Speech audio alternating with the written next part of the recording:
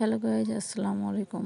আমি আজকে আপনাদের জন্য খুব সহজে ঘরোয়া উপায়ে সজনা ডাঁটা ছোটো আম দিয়ে ভাজি কীভাবে করতে হয় তা আজকে দেখাবো।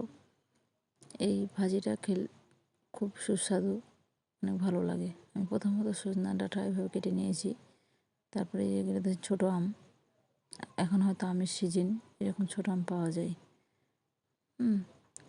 আমি বাড়তি কোনো মশলা ব্যবহার করব না, শুধু বাড়িতে যেসব মশলাগুলোই থাকে, যেমন পেঁয়াজ, মরিচ, ধনিয়া গুঁড়া, এইসব মশলা দিয়ে আমি আজকে আপনাদের এই ভাজিটা সুন্দর করে রান্না করে দেখাবো।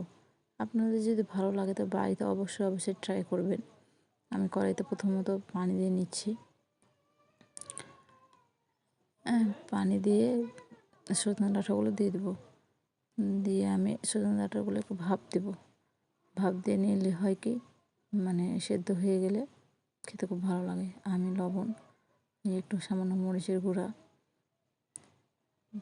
হলুদের গুঁড়া আর ধনার গুঁড়া, এই মশলাগুলো আবার অতিরিক্ত বেশি দিবেন না, অল্প অল্প করে দিবেন, তাহলে ভাজিটা খেতে ভালো লাগবে। মানে ভাজে অতিরিক্ত ঝাল ভালো লাগে না, পেটেও ক্ষতি করে।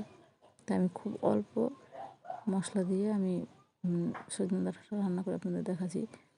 এই যে দেখেন, আমার সজনে ডাঁটাটা একটা সেদ্ধ হয়ে এসছে। আমি এখন ছোটো আম দিয়ে দিলাম। আমি অতিরিক্ত টক করব না, হালকা একটু টক যাতে বের হয়, ভালো লাগে। এই যে আমি মশলাটা এভাবে ব্রাউন কালার করে ভেজে নিচ্ছি। তারপরে সজনে ডাঁটাগুলো দিয়ে দিলাম।